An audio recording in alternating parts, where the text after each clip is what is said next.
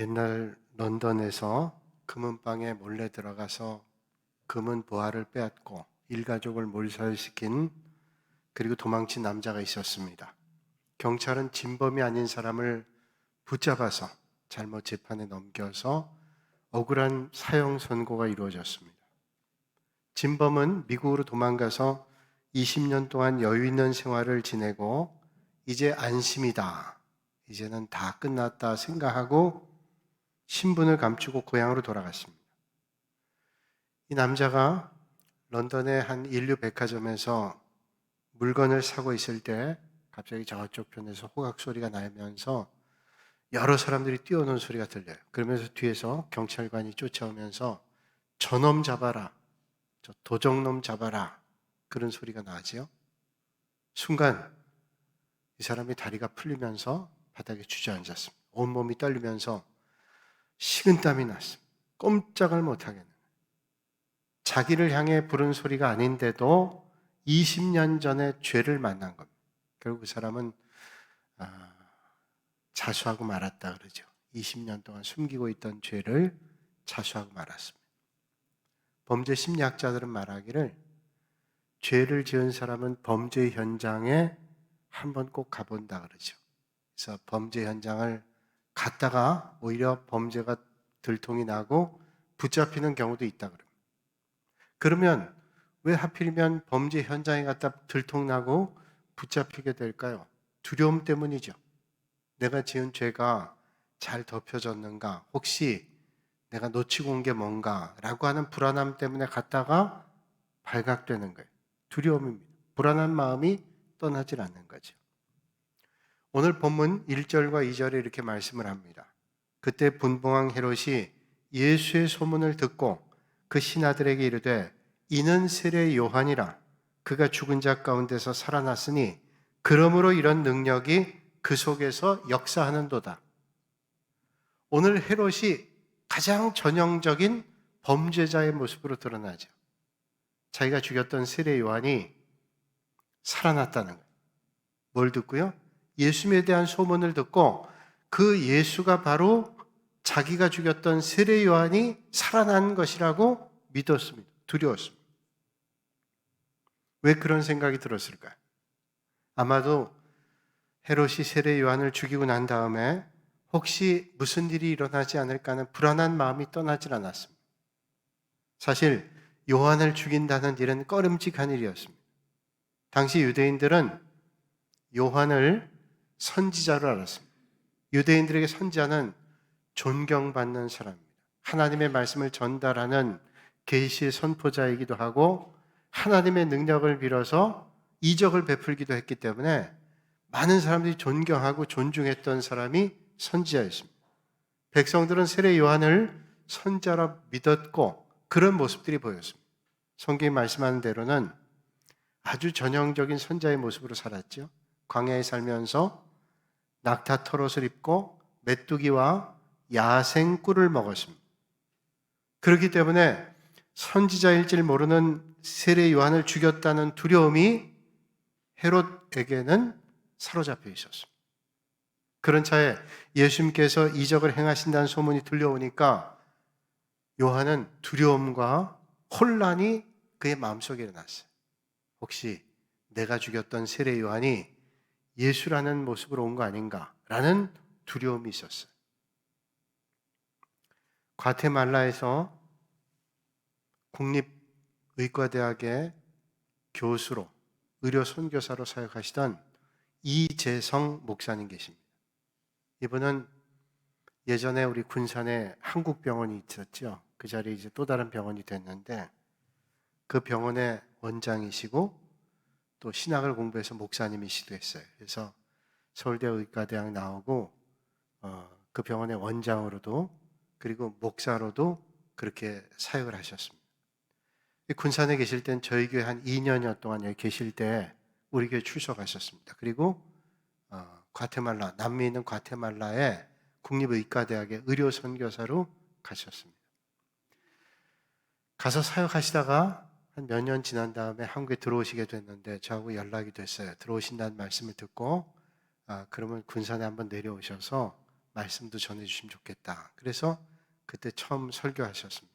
설교 전후에 여러 가지 말씀 나눴는데 그 목사님께서 그런 말씀했어요. 과테말라 알고 있는 선교사님 가운데 한 분이 거기 치안이 안전하지 못해서 테러 사건 많이 일어나는데, 강도 사건 일어났는데 강도를 만났습니다. 선교사님 가지고 있던 거 다 뺏겼습니다. 그 뺏겨서 살기만 하면 되는데 그 강도가 흔적을 남기지 않겠다고, 강도 무리죠, 테러범들이 권총을 꺼내서 머리에 겨누고 쏘려고 그러더래요. 방아쇠를 당겼습니다. 그런데 총알이 안 나갔어요. 그랬더니 다시 한번 장전을 하더니 또 방아쇠를 당겼다. 나가지 않더랍니다. 그러니까 옆에 있는 사람의 총을 뺏어가지고 또 방아쇠를 당겼대요. 그런데 총알이 나가지 않았다. 이젠 죽었구나 생각했는데 벌써 3차례 방아쇠가 나가지 않았어요. 그랬더니 이 강도가 무서워하더래요. 무서워하면서 더 이상은 죽일 수 없다 그러면서 살려보내줬다. 하나님께서 하신 일이죠. 헤롯도 아마 그런 두려움이 있었을 거예요. 자기가 선지자인 세례 요한을 죽이고 난 다음에 두려움이 있었어요. 죽었다고 생각했지만 예수님의 소문을 듣는 순간 그 세례 요한이 살아난 것이 아닌가라는 두려움이 생겼어요. 자기의 죄를 만난 것이죠. 만약 그렇다면 얼마나 두려운 일일까요?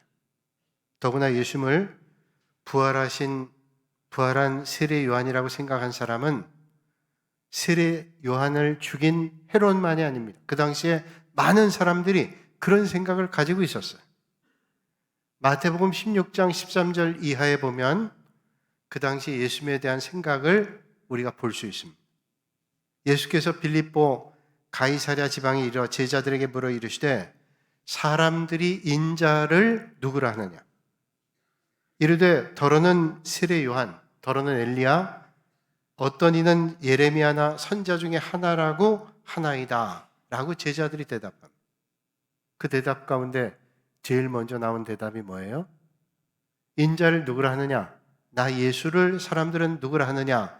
라고 물으니 더러는 말하기를 세례 요한이라, 엘리야, 예레미야, 또 어떤 선자라고. 그러니까 세례 요한일 것이다 라고 추정하는 사람들이 꽤 많았습니다.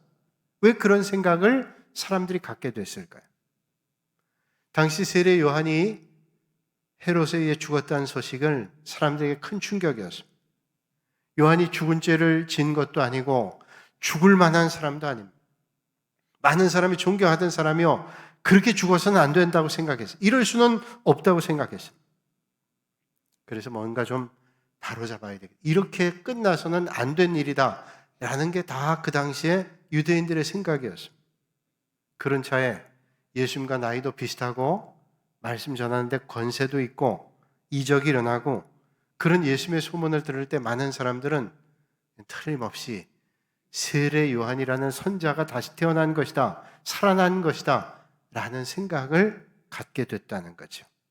그렇게 믿고 싶었을 것입니다. 그렇다면 세례 요한이라는 사람은 어떤 사람일까? 세례 요한의 사명은 메시아가 이 땅에 오시는 길을 평탄하게 할 사명을 가지고 있었습니다.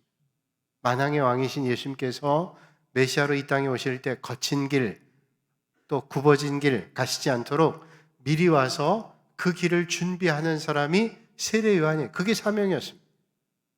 그는 그 길을 다 하고 그의 사명은 다 완결된 것이죠. 그가 해야 될 임무를 충실하게 한 것입니다. 옛날 군주시대 때 왕들이 행차하면 나팔수가 나팔 부릅니다. 크게 나팔 부르죠. 임금님이 행차한다는 얘기죠. 나팔수가 나팔 부르면 임금님이 옵니다. 임금님이 오면 나팔수의 나팔은 멈추기 마련입니다. 왜냐하면 나팔수가 나팔 부르는 것은 임금님이 오시는 겁니다 라고 알리는 것이고 환영하는 것이죠. 이제 임금님이 다다르면 나팔수는 나팔을 멈춰야 됩니다. 임금님이 오셨는데 계속 나팔수가 나팔을 부르면 주의를 집중하기커녕 임금님의 말을 제대로 들을 수 없게 되죠. 요한은 그러니까 누구보다 자기의 사명 잘 감당했습니다. 예수님께서 말씀 전파하시고 세례를 베푸시니까 많은 사람들이 모였습니다. 그전엔 세례 요한이 세례를 베풀 때 많은 사람들이 모이고 메시아의 길을 말씀할 때 많은 사람들이 들었어요. 전에는 사람들이 세례 요한에 몰려들었는데 이젠 예수님께 사람들이 몰려갑니다. 아마 세례 요한의 제자들은 그게 불편했던 것 같아요. 그리고 불평이 있었던 것 같습니다. 그 세례 요한에게 아마 물었던 것 같습니다. 요한의 제자들이 섭섭해하는데 불평을 했더니 요한이 이렇게 대답을 합니다. 제자들에게. 신부를 취하는 자는 신랑이나 서서 신랑의 음성을 듣는 친구가 크게 기뻐하나니 나는 이러한 기쁨이 충만하여노라. 그는 흥하여야 하겠고 나는 쇠하여야 하리라. 요한이 얘기합니다. 불평하는 제자들에게 결혼할 때 신부를 취하는 건 신랑이지만 거기 온 하객들이 다 기뻐하지 않느냐? 당연히 기뻐해야지. 나는 그 주님이 오시는 것을 준비했던 사람으로 그가 흥해야 될 것이고 나는 이제 쇠해야 된다. 난 이제는 여기에서 은퇴해야 된다. 내리막길로 나는 사라져야 된다. 이런 말 하는 거죠. 요한은 정말로 훌륭한 사명의 사람이었어요. 사람이 자기의 사명을 안다는 거, 자기 해야 될 일을 알고 사라져야 될 때 사라질 줄 안다는 게 얼마나 중요한 일인지 몰라요. 언젠가 스포츠 방송의 진행자가 프로야구 감독에게 이렇게 물었습니다. 어떤 선수가 가장 좋은 선수입니까? 그러자 지체하지 않고 프로야구 감독이 이렇게 대답하죠. 번트 사인에 번트를 잘하고 주자를 살리고 자신은 죽는 선수가 좋은 선수입니다. 번트를 대는 거예요. 번트를 대고 살면 좋겠지만 첫 번째 중요한 게 뭐냐면 번트를 대고 자기는 죽고 출루했던 주자를 더 출루할 수 있게 하는 거예요. 이게 좋은 선수예요. 그러면서 덧붙여 말하기를 반대로 자기가 끝까지 살겠다고 출루했던 주자를 죽이면 나쁜 선수. 자기의 목적은 출루한 주자들을 더 진행할 수 있게 하는 거예요. 자기 살겠다고 나가 있는 사람을 죽게 하면 안 좋은 선수라. 한일장신대학교에 은퇴하신 김태훈 교수님 계십니다. 제가 아주 좋아하고 존경하는 교수님. 구약학을 전공했는데 이 교수님 옛날에 장신대 다닐 때 안면도 있고 뭐 깊이 얘기는 나눠보지 않았지만 그때 제가 좋아했던 분인데 제가 동북교회 부임하기 전에 한 1년 가까이 이분이 설교하셨어요. 교수니까 평일날 학교에서 학생들 가르치고 주일에 오셔서 말씀 전하셨습니다. 그리고 제가 이제 부임하게 돼서 이 목사님은 이제 더 이상 주일에 오실 일이 없게 됐어요. 마지막 주일 제가 부임한 날 그분이 마지막 설교를 하셨는데 마지막에 이런 말씀하셨습니다. 그는 흥하여야 하겠고 나는 쇠하여야 하리라. 그러면서 저를 빗대 얘기하는 저는 쇠하고 새로 오신 목사님은 흥해야 된다. 그러면서 제 이름을 얘기하면서 이렇게 얘기하신 게 지금도 기억이 나요. 이 동만 목사 아니에요? 동부교회만을 위한 목사. 어떻게 이렇게 또 장명도 잘하는 그 기억이 납니다. 목사님 겸손하신 분이 참 좋은 분. 아주 젠틀하죠. 그 다음에는 목사님이 근처에 오셔도 연락하지 않았어요. 근처도 잘 안 왔지만 군산에 와서 연락도 안 하셨어요. 간 다음에 전화하시기다. 그 쉬운 일 아니죠. 깔끔하고 젠틀하게 딱 끊었어요. 1년 가까이 그래도 교인들과 친해지고 그러면 뭐 오고 갈 수도 있잖아요. 그게 절대로 하지 않았어요. 목회 윤리를 잘 알고 계신 목사님. 세상에 안 그런 사람이 얼마나 많은데요. 목회도 마찬가지입니다. 그 교회 섬길 때 제대로 섬기지 않다가 떠나고 난 다음에 이상하게 칭얼대요. 또 걸리적거려. 참 추레한 모습을 보입니다. 깔끔하게 그는 흥해야 되겠고 나는 쇠해야 되겠다. 목회 윤리 아주 중요한 거예요. 요한 그런 사람. 요한이 감옥에 갇혀 있을 때 제자들을 예수님께 보내어 예수님께서 메시아인지를 물었습니다. 그러니까 감옥에 있는데 소문이 들려오죠. 예수님에 대한 소문이 들려오는데 이 사람이 진짜 메시아인가? 라는 궁금한 마음이 생겼어요. 그래서 성경은 말씀하기를 요한이 옥에서 그리스도께서 하신 일을 듣고 제자들을 보내어 예수께 여짜오되 오실 그이가 당신이 오니까 우리가 다른 일을 기다려오리까. 이땐 요한이 죽기 전입니다. 예수님에 대한 소문 들려오니까 말하기를 내가 메시아를 더 기다려야 됩니까? 아니면 당신 메시아입니까? 왜 이걸 물었을까요? 자기는 내려오기 싫어서? 그렇지 않죠. 만약에 지금 예수님께서 메시아가 아니라면 무슨 일이 있어도 감옥에 있어서는 안 돼요. 감옥을 탈출해서라도 메시아가 이 땅에 오실 길을 준비해야 될 사명이 요한에게 있는 겁니다. 묻는 거예요. 요한 생각하기를 자기 감옥에서 이제 갇혀서 죽을 날이 얼마 남지 않았습니다. 언제 어떻게 될지 몰라요. 사명을 감당해야 되는데 만약에 지금 계신 분이 메시아라 그러면 난 기꺼이 죽을 수 있습니다. 평안히 눈을 감을 수 있어요. 그런데 만약에 메시아가 아니라면 난 또 나가서 주님의 길을 어찌라도 예비해야 되겠다. 정말로 요한은 사명의 사람이었습니다. 그렇다면 그런 사명의 사람이었다면 그 사명을 감당하고 평안한 삶을 살아야 되지 않아요? 그런데 메시아 길을 예비하기 위해서 그렇게 사명을 완수한 세례 요한이 비참한 죽음을 맞이했습니다. 헤롯 안티파스, 오늘 성경에 헤롯 나왔지만 헤롯 빌립의 형인 헤롯 안티파스가 그 동생이 하나 헤로디아를 그의 아내로 삼으려고 하죠. 그에 대해서 지적해요. 그 때문에 죽게 돼요. 그것도 비참하게 참술당합니다. 여러분, 하나님의 일을 감당했던 많은 믿음의 선배들이 그런 어려움을 겪어요. 지금도 이탈리아에 가면 여러 유적들이 남아있는데 바울이 참수형을 당했다고 하는 곳에 교회가 세워졌습니다. 세분수 교회, 세분수 수도원이라는 것이 생겼는데 바울의 목을 쳤더니 목이 떨어져 나가면서 3번을 튀었답니다. 한 번 튀고 또 튀고 또 튀었는데 그곳에 샘이 솟았대요. 그래서 세분수 교회, 세분수 수도원이 생겼어요. 바울 같은 위대한 사역자도 참수형받은 예수님을 따랐던 많은 사도들이 다 고난의 길을 걸었어요. 그럼 우리는 여기서 사명자의 죽음을 한번 생각해 봅니다.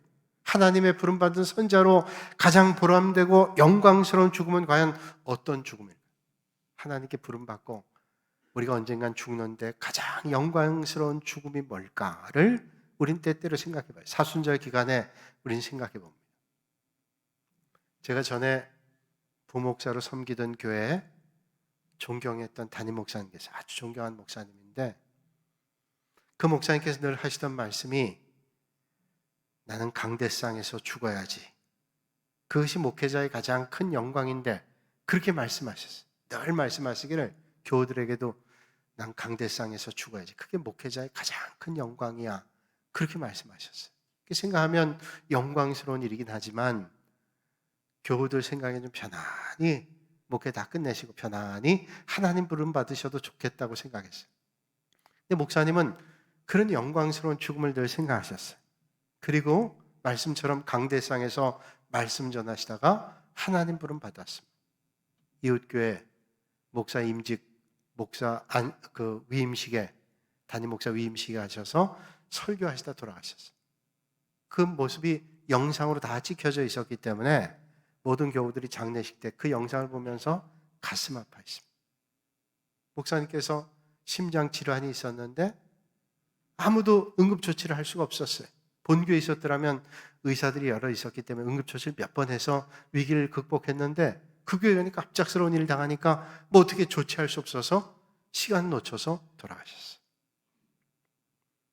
안타깝지만 많은 분들이 그 설교 영상을 보면서 감동하기도 하고 그분의 인격과 삶에 대해서 많은 분들이 은혜를 받았어요. 우리 목사님은 본인 말씀하신 것처럼 강대상에서 우린 마음 아프지만 그렇게 소망했던 대로 목회자로서 그렇게 아름다운 죽음을 가지셨다. 그렇게 많은 사람이 생각하고 어떤 사람의 죽음보다 영광스럽다고 생각했어요. 저도 그런 생각 해봅니다.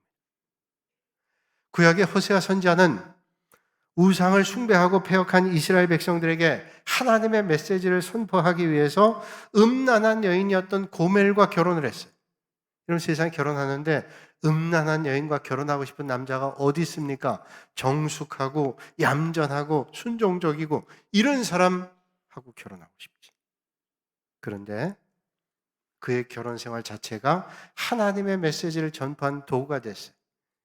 음란하고 폐역한 이스라엘 백성들, 우상 숭배하는 이스라엘 백성들이 마치 고멜과 같이 남편이 있지만 다른 남자를 만나는 그런 여인과 똑같다는 걸 빗대기 위해서 호세아 선지자에게 그 가정을 통해서 메시지를 전하는, 행복한 가정을 포기해야 됐던 호세아 선지자의 고뇌가 얼마나 컸을까요? 그렇지만 우리는 그가 포기하고 이뤄야 했던 것보다 훨씬 더 크고 귀한 것을 얻었다는 것을 의심하지 않아요. 때때로 우리가 믿음의 길을 걸 때 포기해야 될 게 있습니다.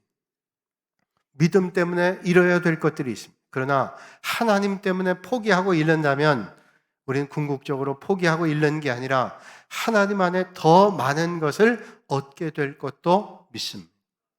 비록 이 세상의 것을 어느 정도 잃지만 이 세상과 비교할 수 없는 영원한 것을 얻을 수 있기 때문이죠.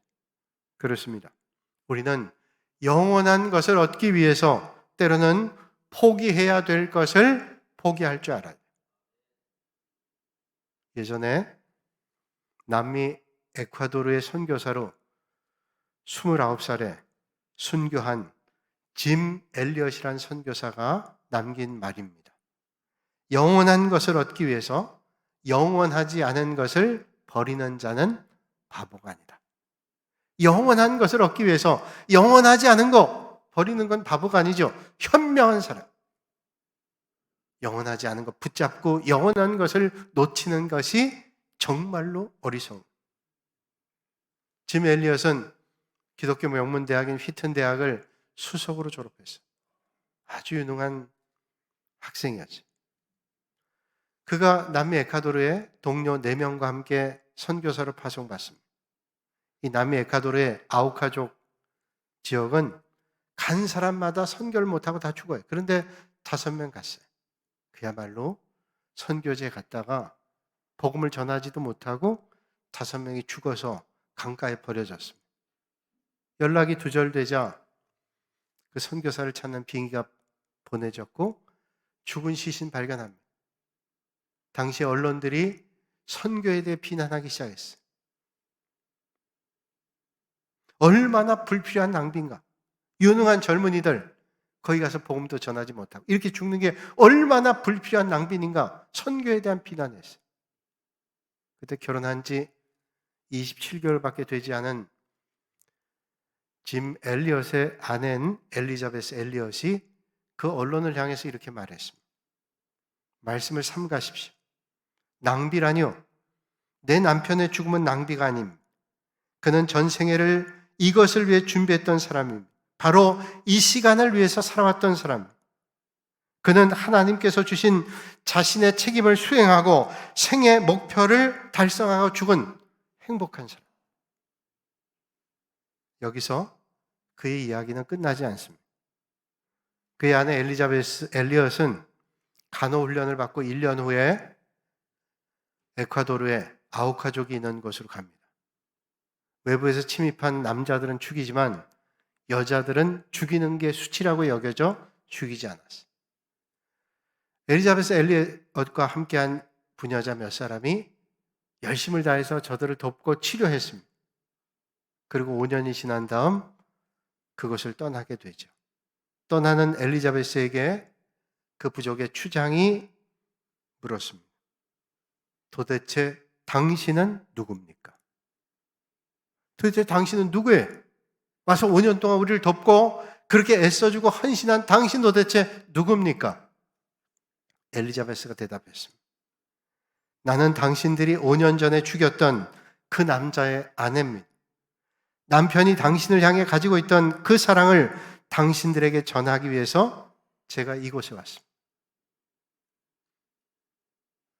이 아우카족의 당시에 짐 엘리엇을 죽이는데 가담했던 추장이 나중에 이 말을 듣고 주변에 있는 사람들과 예수님을 영접했어요. 그리고 빌리그레함 목사님, 세계적인 부흥사죠. 빌리그람 목사님이 그 지역에 가서 말씀 전할 때 이 아우카 부족의 추정이 이런 간증을 했습니다. 우리들은 그분들에게서 복음을 받고 하나님을 믿게 됐습니다. 그 젊은이들의 희생이 아니었다면 우리는 아직도 그렇게 살고 있었을 것입니다. 그분들의 죽음으로 인해 우리들은 빛을 보게 됐습니다. 우리도 오래 살기를 원하지 않습니다. 주님처럼, 그분들처럼 살기를 원합니다. 그들이 아우카족에게 복음 전하기에 갔다가 세상 떠난 게 1956년 1월 8일. 그리고 수년 뒤에 에콰도르에 수백 개의 교회가 생겼어요. 그리고 그 마을에 교회가 생겼습니다. 놀라운 것은 그 마을 교회 담임하는 목사님이 짐 엘리엇의 아들이에요. 그리고 함께 교회를 섬기는 장로님과 교인들이 짐 엘리엇을 살해했던 그들이었습니다. 짐 엘리엇과 그의 친구들의 죽음을 불필요한 낭비라고 여겼던 사람들에게 엘리자벳은 말하죠. 낭비라니요. 거룩한 낭비라고 말해요. 불필요한 낭비가 아니라 거룩한 낭비. 사랑하는 여러분, 우리 성도들은 삶으로 하나님께 영광 돌려야 될 뿐 아니라 죽음으로도 하나님께 영광 올려야 돼요. 오늘 여러분의 삶의 자리에 하나님의 영광을 드러낸 역사가 있기를 주님의 이름으로 축복합니다. 오늘 본문 말씀에 하면 세례 요한은 죽었고 헤롯은 살았습니다. 세례 요한은 헤롯에게 고난받고 결국엔 억울하게 목배임 당했지만 헤롯은 고난당하지 않은 것 같아요. 어쩌면 세례 요한과 헤롯의 일은 오늘 세상의 일과 비슷하게 느껴질 때도 있습니다. 어떤 때는 의로운 사람이 고난당하고 악한 사람이 형통하는 것처럼 보일 때도 있습니다. 그래서 하나님은 참 불공평해 여겨질 때도 있습니다. 어떤 때는 참으로 하나님 계신가에 대한 의구심이 들 때도 있습니다. 도대체 하나님 계시다면 왜 세상이 이렇게 불합리할까? 라는 생각이 들 때도 있어요. 그러나 그렇게 생각은 너무도 짧은 생각이죠. 우리는 영원한 생명을 믿고 사는 사람, 우리는 세상의 시간과 믿지 않는 사람의 생각과는 다릅니다. 그러면 과연 세례 요한은 죽었고 헤롯은 살았을까요? 아닙니다. 영생을 사는 믿음의 눈으로 보면 오히려 반대입니다. 세례 요한은 살았고 헤롯은 죽었습니다. 세례 요한은 성공했고 헤롯은 망했습니다. 세례 요한은 말로 다 할 수 없는 하나님의 영광의 면류관, 생명의 면류관 받았지만 헤롯은 수치스러운 삶을 살다 끝났어요. 생각해보면 세례 요한이라고 왜 죽음이 무섭지 않았겠어요? 세례 요한이라고 왜 광야의 생활이 힘겹지 않았겠습니까? 그러나 그가 그렇게 살아갈 수 있었던 까닭은 믿음 때문이요, 영생 때문이요, 그리고 그의 선택은 옳았습니다. 독일의 신학자 가운데 디트리 보네퍼라는 사람이 있죠. 그는 유복한 독일의 가정에서 8자녀 가운데 6번째로 유복한 어린 시절 보냈습니다. 음악도 아주 잘했어요. 피아노, 바이올린 연주를 잘했습니다. 그는 독일의 괴팅엔 대학에 들어가서 베를린 대학으로 옮겨 21살에 신학 박사 학위를 받고 24살에 교수 자격 시험에 합격했어요. 독일은 교수 자격 시험 중요합니다. 교수할 수 있어요. 신학적으로 천재였습니다.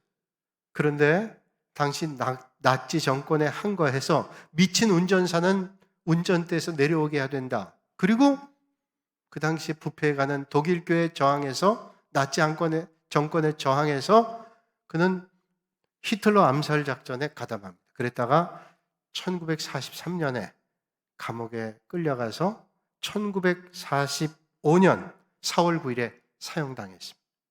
히틀러가 자살하기 15일 전. 그는 그의 책에서 나는 누구인가라는 글을 썼습니다. 우리가 잘 알고 있는 내용. 나는 누구인가? 남들은 종종 내게 말하기를 감방에서 나오는 나의 모습이 어찌나 침착하고 명랑하고 확고한지 마치 성에서 나오는 영주 같다는데 나는 누구인가? 남들은 종종 내게 말하기를 간수들과 대하는 내 모습이 어찌나 자유롭고 사근사근하고 밝은지 마치 내가 명령하는 자 같다고 하는데 나는 누구인가? 남들은 종종 내게 말하기를 불행한 나날을 견디는 내 모습이 어찌나 한결같고 벙글거리고 당당한지 늘 승리하는 사람과 같다는데 남들이 말한 내가 참나인가? 나 스스로 하는 내가 참나인가? 남들이 봐도 보면 그래도 자기는 그렇지 않았어요. 그는 이런 고백합니다. 세상에 갇힌 새처럼 불안하고 병약한 나, 목 졸린 사람처럼 숨 쉬려고 버둥거린 나, 새소리에 줄이고 따스한 말과 인정에 목말라 하는 나, 방자함과 사소한 모욕에도 치를 떠는 나, 좋은 일을 학수고대하며 서성거리는 나, 멀리 있는 벗의 신변을 무력하게 걱정하는 나, 기도에도 생각에도 일에도 지쳐 멍한 나, 풀이 죽은 작별을 준비하는 나인데 나는 누군가? 이것이 난가? 저것이 난가? 둘 다 난가? 으스스한 물음이 나를 조롱합니다. 내가 누군지 당신이 아시오니 나는 당신 것입니다. 오 하나님, 탄식하지.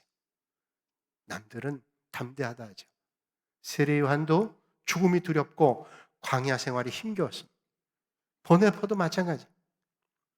그러나 하나님은 오늘도 사랑하는 여러분들과 제가 이런 믿음의 삶을 담대하게 살기를 원하고 계십니다. 요세푸스라는 초대교회 역사가의 역사에 의하면 그 후 헤롯 안티파스는 나바테아 전쟁을 하다가 죽습니다. 이 나바테아 전쟁에 자기들이 힘이 부족해서 그 당시에 황제였던 로마의 황제 디베리우스에게 도움을 청하죠. 디베리우스는 헤롯 안티파스하고 아주 친했습니다. 그래서 기꺼이 돕기로 했고 거기까지 로마 군대를 보내기가 힘들어서 가까이 있는 시리아 총독이었던 바테리우스라는 사람에게 가서 도우라고 명령합니다. 로마의 황제가 명령하니까 시리아의 분봉왕이었던 바테리우스는 도우러 가죠. 그런데 마땅하지 않았어요. 왜냐하면 헤롯 안티파스와 바테리우스는 좋은 관계가 아닙니다. 서로 더 높은 곳에 올라가려고 했던 정적 관계이기 때문에 사실은 돕고 싶지 않았어요. 그러나 디베리우스 왕이 도우라 하니 헤롯 안티파스하고 얼마나 디베리우스가 가까웠는가 하면 헤롯 안티파스가 갈릴리 바다 오른쪽에 있는 디베리아라는 곳을 명명하죠.